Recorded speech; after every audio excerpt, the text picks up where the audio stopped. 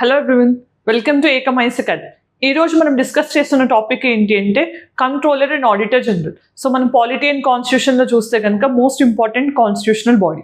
మరి ఇది ఇప్పుడు ఎందుకు డిస్కస్ చేస్తున్నాము అంటే రీసెంట్గా మన రాష్ట్రపతి అయిన ద్రౌపది ముర్ము గారు కాగ్ యొక్క పాత్రని ఎంత ఇంపార్టెంట్ అనే దాన్ని హైలైట్ చేయడం జరిగింది. మరి ఇది ఏ కాంటెక్స్లో హైలైట్ చేశారు, constitutional provisions related to CAG ఏంటి అనేది మొత్తం కాగ్ చాప్టర్ అంతా కూడా మీకు ఈ వీడియోలో రివిజన్ అవుతుంది అని భావించవచ్చు.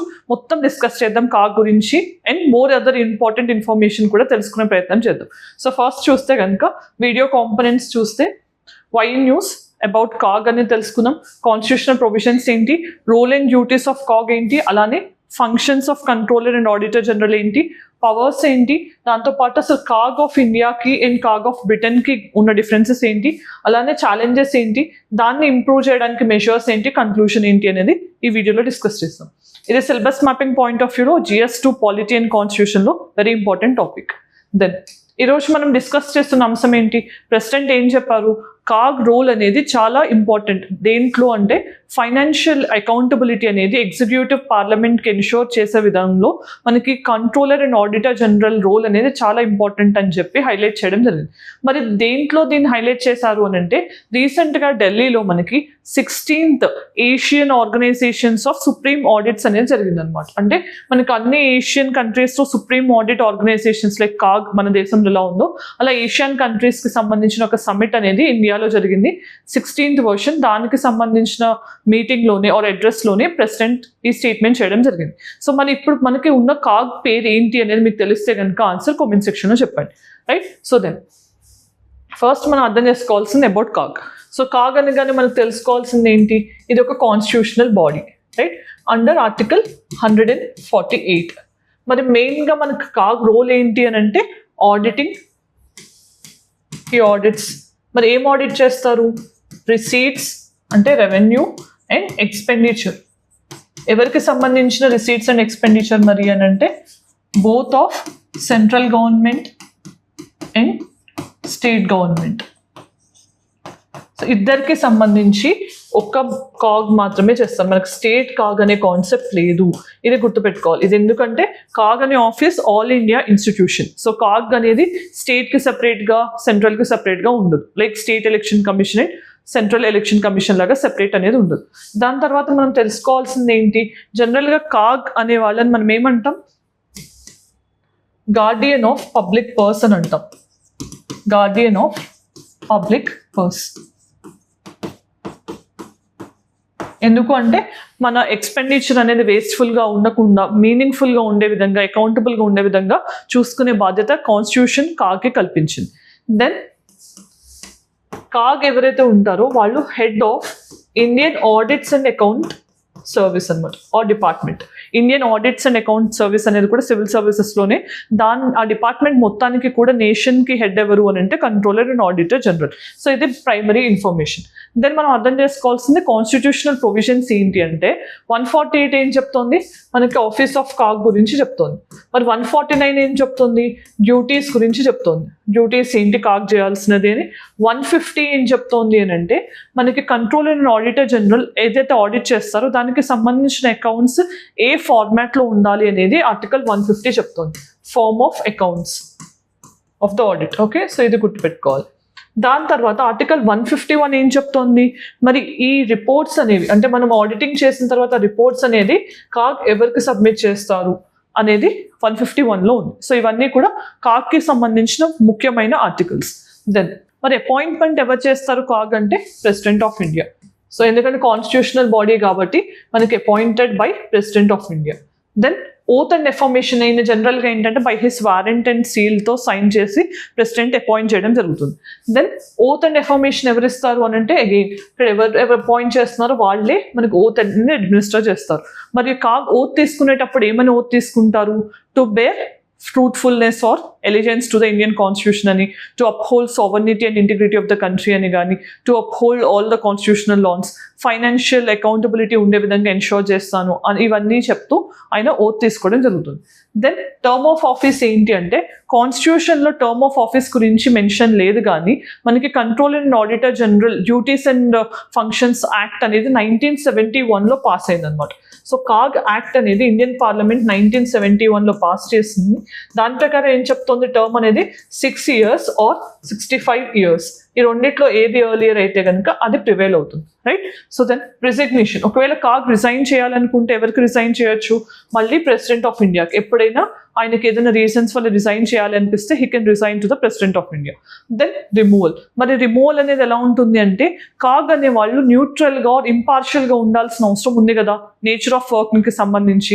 అందుకని కాన్స్టిట్యూషన్ ఏం చేసింది అంటే ఒక సెక్యూరిటీ ఆఫ్ టెన్యూర్ అనేది కల్పించింది. అంటే పార్లమెంట్ తన ఇష్టారాజ్యంగా కాగ్ అనేది ఒకవేళ గవర్నమెంట్కి ఫేవరబుల్గా కాకుండా గవర్నమెంట్కి అగెయిన్స్ట్గా రిపోర్ట్ అనేది ప్రిపేర్ చేస్తే కనుక ఆర్ గవర్నమెంట్ చేసిన తప్పుల్ని హైలైట్ చేస్తూ కాగ్ రిపోర్ట్ చేస్తే ఏమవుతుంది, గవర్నమెంట్ ఈజీగా రిమూవ్ చేసే పవర్ ఉండకుండా కాన్స్టిట్యూషన్ ఏం చేస్తుంది, పార్లమెంట్ డిసైడ్ చేసే విధంగా దీన్ని ఎన్షూర్ చేస్తుంది. మరి పార్లమెంట్ ఎలా చేయొచ్చు అని అంటే సేమ్ మనకి సుప్రీంకోర్టు జడ్జ్ని మనం ఎలా రిమూవ్ చేస్తామో సేమ్ అలానే కాగ్ని రిమూవ్ చేయాల్సి ఉంటుంది. అంటే same grounds of misbehaviour and incapacity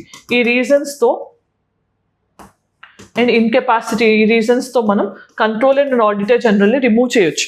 కానీ రిమూవ్ చేయాలంటే 2 houses అంటే మనకి లోక్సభ అండ్ రాజ్యసభలో కూడా స్పెషల్ మెజారిటీతో పాస్ అయ్యి ఈ బిల్ అనేది ప్రెసిడెంట్ దగ్గరికి వెళ్తే అప్పుడు ప్రెసిడెంట్ ఆర్డర్ ఆఫ్ రిమూవల్ అనేది సైన్ చేస్తారు. సో అలా ఆర్డర్ అనేది రిమూవ్ అవుతుంది అనమాట. సారీ, కాగ్ అనే వాళ్ళు రిమూవ్ అవుతారు. దెన్ మరి రోల్స్ అండ్ డ్యూటీస్ ఏంటి అని చెప్తే కనుక మనకి కంట్రోలర్ అండ్ ఆడిటర్ జనరల్ చాలా ఇంపార్టెంట్ రోల్ ప్లే చేస్తారు. సో ఎందుకు అంటే ఫైనాన్షియల్ అకౌంటబిలిటీ అనేది ఉండే విధంగా, మెయిన్గా ఫైనాన్షియల్ అకౌంటబిలిటీ ఆఫ్ ఎగ్జిక్యూటివ్ అంటే ఇక్కడ ఎవరు, క్యాబినెట్ మినిస్టర్స్ టు పార్లమెంట్. ఈ రోల్ ఎన్షూర్ చేయడంలో కాగ్ది ముఖ్య పాత్ర అనమాట. దాంతోపాటు మొత్తం డెమోక్రటిక్ సెటప్లోనే కాగ్ చాలా ఇంపార్టెంట్ ఇన్స్టిట్యూషన్ అని డాక్టర్ అంబేద్కర్ గారు ఒపీనియన్ ఇవ్వడం జరిగింది. దాంతోపాటు కాగ్ని మనం 1 of the 4 important bulwarks అని కూడా అంటాం అనమాట. బుల్వర్క్స్ అంటే ఏంటి, కాన్స్టిట్యూషనల్ డెమోక్రటిక్ లైన్స్ని ప్రొటెక్ట్ చేయడంలో కాగ్ ముఖ్య పాత్ర పోషిస్తున్నారు అని చెప్పడానికి ఇది ఒక ఎగ్జాంపుల్, రైట్? సో ఇది డెమోక్రటిక్ సిస్టంలో కాగ్ యొక్క మెయిన్ రోల్. సో దెన్ మనం గుర్తుపెట్టుకోవాల్సింది ఏంటి, మనం కాగ్ని జనరల్గా ఏమనుకుంటాం, it is the friend, guide, philosopher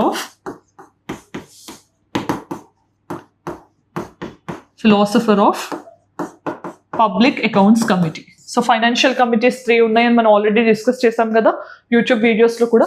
public accounts committee అనేది one of the financial committee, permanent financial committee. దాంతోపాటు estimates committee on public undertakings ఉన్నాయి. సో పబ్లిక్ అండర్టేకింగ్స్ కమిటీ కానీ పిఎస్సి కానీ కాగ్ రిపోర్ట్స్ మీద రిలై అయ్యి వాళ్ళు ఇంకా ఫైనాన్షియల్ అకౌంటబిలిటీ ఎన్షూర్ చేస్తారు. సో అందుకని కాగ్ని friend, guide, philosopher of public accounts committee అని కూడా అంటారు.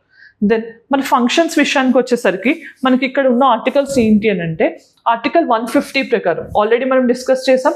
150 ప్రకారం ఏంటి, form of accounts. So a type of అకౌంట్స్ని మెయింటైన్ చేయాలి, ఆడిటింగ్ మెకానిజం అనేది ఎలా జరుగుతుంది అనేది ఎవరు స్పెసిఫై చేస్తారు, controller and auditor general specify చేస్తారు. మరి ఆర్టికల్ 151లో ఏం చేస్తారు అని అంటే యూనియన్ గవర్నమెంట్కి సంబంధించిన ఆడిట్ ఏదైతే జరుగుతుందో దాన్ని లోక్సభలో ఎవరు ప్రవేశపెడతారు, ప్రెసిడెంట్ ఆఫ్ ఇండియా. మరి ప్రెసిడెంట్కి ఎవరు ఇస్తారు ఇది అంటే కంట్రోలర్ అండ్ ఆడిటర్ జనరల్. అది ఆర్టికల్ 151లో ఉంది. అంటే కంట్రోలర్ అండ్ ఆడిటర్ జనరల్ తన రిపోర్ట్ ప్రిపేర్ చేసిన తర్వాత ఆ రిపోర్ట్ అనేది ప్రెసిడెంట్కి సబ్మిట్ చేయడం, ప్రెసిడెంట్ దాన్ని ఇంటర్న్ లోక్సభ అండ్ రాజ్యసభలో ఇంట్రడ్యూస్ చేయడం జరుగుతుంది. దెన్ 151 ప్రకారం ఏంటి, మనకి సేమ్ ఇక్కడ స్టేట్ లెజిస్లేటివ్ అసెంబ్లీలో ఎవరు ఇంట్రడ్యూస్ చేస్తారు, గవర్నర్. మరి గవర్నర్కి ఎవరు ఇస్తారు, same person controller and auditor general ఇవ్వడం జరుగుతుంది. సో ఇది గుర్తుపెట్టుకోవాలి. దెన్ మరి 279 ఏంటి, ఇక్కడ మనకి నెట్ ప్రొసీడ్స్ ఆఫ్ ట్యాక్సెస్ ఏదైతే ఉంటుందో దానికి సంబంధించిన అమౌంట్ కూడా ఇది కూడా కాగ్ పరిధిలోకి వస్తుంది అనమాట. నెట్ ప్రొసీడ్స్ ఆఫ్ ట్యాక్సెస్కి సంబంధించి ఆడిట్ ఇవన్నీ కూడా కాగ్ చూసుకోవడం జరుగుతుంది. దెన్ ఇంకా ఇవి కాకుండా మెయిన్గా ఆయనకున్న ఫంక్షన్స్ ఏంటి అని చూస్తే కనుక కాగ్ మనకి సంబంధించిన consolidated fund of India, contingency fund of India and public accounts, వీటికి సంబంధించిన పబ్లిక్ అకౌంట్స్కి సంబంధించిన ఆడిటింగ్ అనేది చేస్తారు. ఇది ఎవరికి సంబంధించిన ఆడిట్ అనేది, యూనియన్ గవర్నమెంట్కి సంబంధించిన ఆడిట్. దాంతోపాటు సేమ్ ఇక్కడ consolidated fund of the state, contingency fund of the state కానీ, అండ్ పబ్లిక్ అకౌంట్స్ ఆఫ్ మనకి జనరల్గా స్టేట్కి సంబంధించిన ఆడిట్ కూడా చేయడం జరుగుతుంది. దాంతోపాటు లోకల్ బాడీస్కి సంబంధించిన ఆడిట్ చేయొచ్చు, or any body which is financed by government, central government అయినా స్టేట్ గవర్నమెంట్ అయినా అవ్వచ్చు. కొన్నిసార్లు గవర్నమెంట్ డిపార్ట్మెంట్స్కి సంబంధించిన ఆడిట్ కూడా చేస్తారు. అండ్ ఒక్కొక్కసారి ఏదన్నా body, any body audit as such recommended by president కానీ గవర్నర్ కానీ ఈ పర్టికులర్ బాడీ యొక్క ఆడిట్ చేయండి అని చెప్పి గవర్నర్ కానీ ప్రెసిడెంట్ కానీ కాగ్ని అడిగినప్పుడు కూడా ఈ పర్టికులర్ ఆడిట్స్ అనేవి చేయడం జరుగుతుంది, రైట్? సో ఇవి మెయిన్గా ఆయనకున్న ఫంక్షన్స్. దెన్ ఆయనకున్న పవర్స్ ఏంటి అంటే ఆయనకి ఇన్స్పెక్షన్ పవర్స్ అనేవి ఉన్నాయి. ఇన్స్పెక్షన్ అంటే జనరల్గా ఆయన ఏదైనా ఆఫీసెస్ని తనిఖీ చేయొచ్చు, లేదా ఏదన్నా ఆయనకు కావాల్సిన ఇన్ఫర్మేషన్ కోసం సమ్మనింగ్ అనేది చేయొచ్చు. దాంతోపాటు ఆడిటింగ్ మెకానిజంలో ఎవిడెన్సెస్ కలెక్షన్ కోసం ఎవరినైనా కాల్ చేయొచ్చు, సబ్మిట్ చేయమని అడగొచ్చు. ఇవన్నీ కూడా ఆయనకున్న పవర్స్. దెన్ రిపోర్ట్స్ ఏంటి?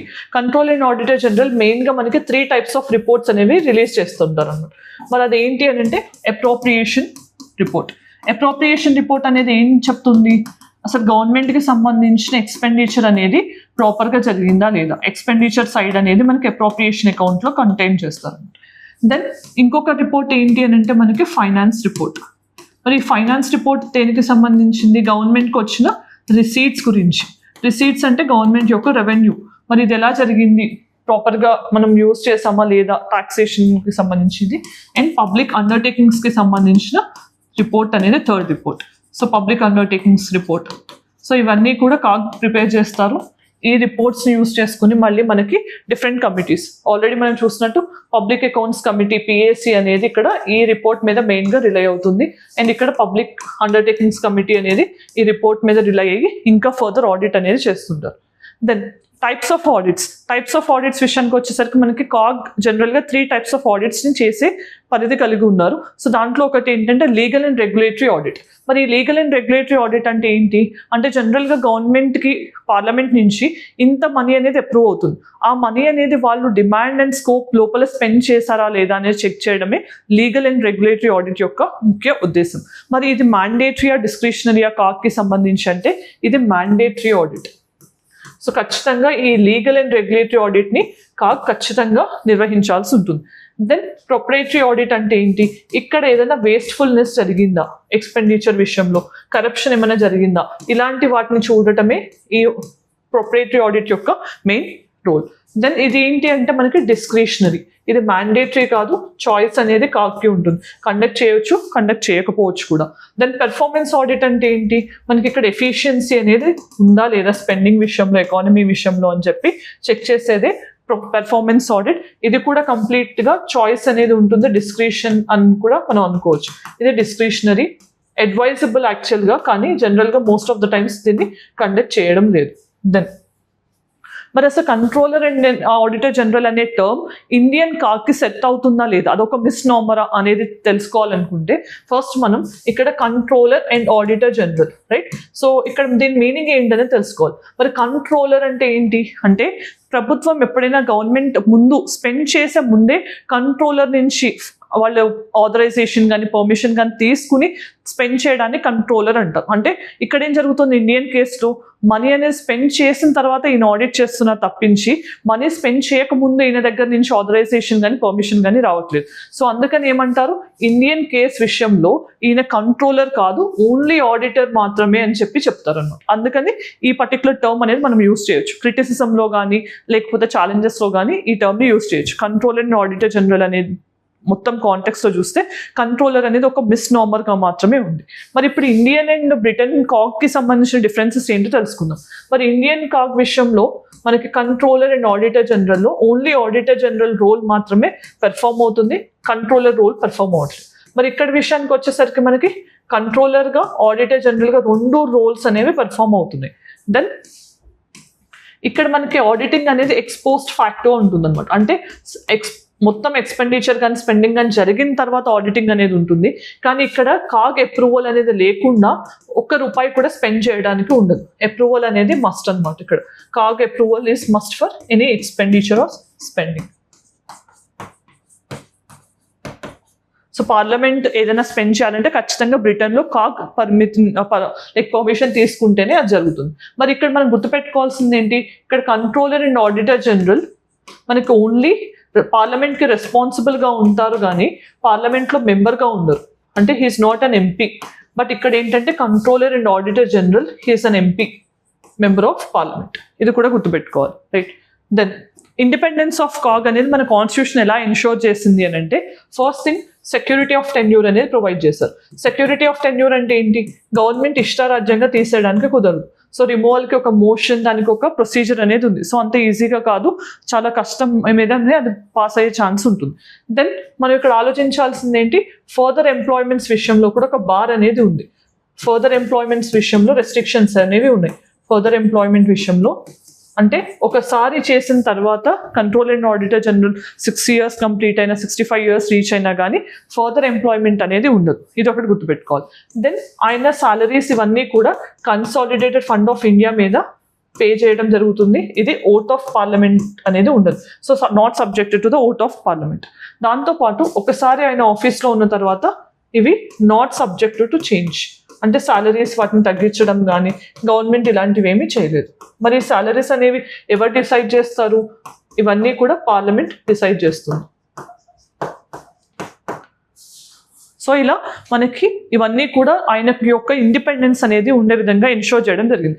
ఇండిపెండెంట్గా లేకపోతే ఏమవుతుంది అని అంటే ఫైనాన్షియల్ ఇర్రెగ్యులారిటీస్ ఏవైతే గవర్నమెంట్ చేస్తుందో అవి బయటకు తెలిసే స్కోపే ఉండదు. అందుకని కంట్రోల్ అండ్ ఆడిటర్ జనరల్ న్యూట్రల్గా అండ్ ఇంపార్షియల్గా ఫంక్షన్ చేయాలి అనే ఉద్దేశంతో కాన్స్టిట్యూషన్ ప్రొవైడ్ చేసిన ఇండిపెండెన్స్ మెజర్స్ ఇవన్నీ.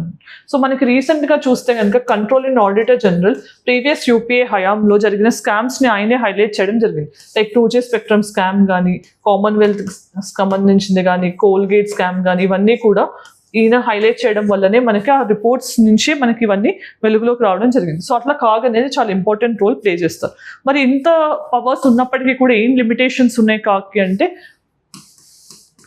Post mortem work. అంటే ఆల్రెడీ ఎక్స్పెండిచర్ అయిపోయిన తర్వాత అప్పుడు ఆడిటింగ్ చేసి దాన్ని పార్లమెంట్ ముందు టేబుల్ చేసినా కూడా మనం ఏం చేయగలం, ప్రభుత్వాన్ని మార్చగలం తప్పించి ఆ మనీని వేస్ట్ఫుల్ అయిన దాన్ని మనం వెనక్కి తీసుకురాలేం. సో ఇది మెయిన్ లిమిటేషన్. దాంతోపాటు కాగ్ అపాయింట్మెంట్ అనేది కూడా బయాస్డ్ అపాయింట్మెంట్స్ అనే ఆరోపణలు కూడా ఉన్నాయి. ఎందుకంటే ఇక్కడ ఎవరు అపాయింట్మెంట్ చేస్తున్నారు, president of India. President of India A basis మీద చేస్తున్నారు, ఎలిజిబిలిటీ ఏమన్నా ఉందా అంటే ఏమీ లేదు. ఆయన ఐఏఎస్ ఆఫీసర్ని చేయొచ్చు, లేకపోతే ఎవరినైనా చేయొచ్చు. సో అక్కడ మనకి ఒక రేషనాలిటీ అనేది లేదు. సో గవర్నమెంట్ తనకి నచ్చిన వాళ్ళని చేసుకునే స్కోప్ కూడా ఉంది అనేది ఒక మెయిన్ క్రిటిసిజం.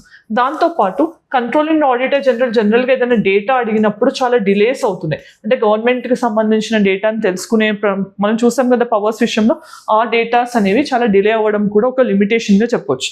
మరి వీటిని ఓవర్కమ్ చేయాలంటే మనం తీసుకోవాల్సిన మెషర్స్ ఏంటి అంటే, మనకి ఇప్పుడు కొలీజియం సిస్టమ్ అనేది అపాయింట్మెంట్ ప్రాసెస్లో ఎలా ఉందో సేమ్ అలానే కాగ్కి సంబంధించిన అపాయింట్మెంట్ ప్రాసెస్లో కూడా ట్రాన్స్పరెన్సీ అండ్ అకౌంటబిలిటీ తీసుకురావడానికి ఒక కొలీజియం సిస్టమ్ని ఏర్పాటు చేసుకోవాల్సిన అవసరం ఉంది. దాంతోపాటు ఇక్కడ డిలేస్ అనే వాటిని తగ్గించడానికి 7-day క్లియరెన్స్ అనేది ప్రయారిటీ బేసిస్ మీద కాగ్కి ఇవ్వాల్సి ఉంటుంది. అంటే డేటా అడిగినప్పటి నుంచి 7 days లోపల దాన్ని కాగ్కి చేరే విధంగా చూడాల్సిన అవసరం కూడా ఉంది. అలానే అపాయింట్మెంట్స్ విషయంతో పాటు ఫంక్షనింగ్ విషయంలో కూడా కాగ్కి మోర్ కెపాసిటీ బిల్డింగ్ అనేది మనం చేయాల్సిన అవసరం ఉంది. కెపాసిటీ బిల్డింగ్ అంటే ఇది సింగిల్ మ్యాన్ ఆఫీస్ కాబట్టి ఎక్కువ అడిక్వేట్ మ్యాన్ పవర్ని ఇవ్వడం, కావాల్సిన రిసోర్సెస్ని సమకూర్చడం, ఇవన్నీ చేస్తేనే ఆడిట్ అనేది మనకి ఖచ్చితంగా వస్తుంది. మరి ఇప్పుడు కన్క్లూషన్ ఏం రాసుకోవచ్చు మనం అంటే, కంట్రోల్ అండ్ ఆడిటర్ జనరల్ అనేది ఫైనాన్షియల్ అకౌంటబిలిటీ ఎన్షోర్ చేయడానికి ఉన్న మెయిన్ మెకానిజం. సో దాంట్లో మనకి ఫైనాన్షియల్ ట్రాన్స్పరెన్సీ అండ్ అకౌంటబిలిటీ అనేది ఎన్షోర్ చేస్తారు కాబట్టి కంట్రోల్ అండ్ ఆడిటర్ జనరల్లో ఉన్న లిమిటేషన్స్ని ఓవర్కమ్ చేస్తూ ఇంకా స్ట్రెంథెన్ చేయాల్సిన అవసరం ఉంది అని కన్క్లూడ్ చేయొచ్చు. మరి నిన్నటి ప్రాక్టీస్ క్వశ్చన్ ఏంటనే చూద్దాం. Which of the following statements is true regarding POCSO act? నిన్న పోక్సో చూసాం కదా, దానికి సంబంధించిన answers. It mandates in camera trials to protect the identity of the child victim. ఇది కరెక్ట్. ఇన్ కెమెరా ట్రయల్స్ అంటే అక్కడ పోక్సో రిలేటెడ్ కేసెస్ ఏమైనా జరిగినా కూడా మనం అప్పుడు ఇన్ కెమెరా అంటే అక్కడ కోర్టులో ఇంకెవరు లేకుండా ఓన్లీ విక్టిమ్కి సంబంధించిన parents and the accused person along with their advocates and judges and the staff వీళ్ళు మాత్రమే ఉండేటట్టు ఇన్ కెమెరా ప్రొసీడింగ్స్ అనేవి వాటిని కన్సిడర్ చేయొచ్చు. So act does not provide any special provisions for the trial of child victims. Does not అనేది తప్పు కదా. Act is applicable only in urban areas అలా ఉండనే ఉండదు. And act requires child victims to cross examine the accused directly అనే provision లేదు. మరి ఈ రోజు క్వశ్చన్ ఏంటనే చూద్దాం. Consider the following statements. Controller and Auditor General of India has no control over the issue of money from Consolidated Fund of India. And term of office of Controller and Auditor General has been fixed by the act enacted by Parliament. మరి వీటిలో ఎన్ని options correct అనేది answer comment section లో చెప్పండి. Then mains question. COG is considered to be a vital pillar of Indian democratic governance. Examine the role of COG in ensuring its financial accountability of the executive in the light of constitutional mandate. How can its autonomy and effectiveness be enhanced further? So ఇక్కడ మనం control and auditor general role ఏంటి అనేది రాస్తూ financial accountability ఎలా ensure చేస్తున్నారు, దాంతోపాటు constitutional mandate ఏంటి, ఎలానే ఇంకా ఎఫెక్టివ్నెస్ అనేది ఎలా ఎన్హాన్స్ చేయొచ్చు అనేది అడ్రస్ చేయాల్సి ఉంటుంది. ఈ క్వశ్చన్ ప్రాక్టీస్ చేయొచ్చు. దెన్ ఈరోజు మనం ఏం డిస్కస్ చేసాం, రీసెంట్గా కాగ్ యొక్క రోల్ అనేది ఎంత ఇంపార్టెంట్ అనేది ప్రెసిడెంట్ గారు హైలైట్ చేసిన కాంటెక్స్లో కాగ్కి సంబంధించిన కాన్స్టిట్యూషన్ ప్రొవిజన్స్ అన్ని డిస్కస్ చేయడం జరిగింది along with practice questions. If you like the video and found informative, let me know in the comment section. Thanks for joining. All the very best.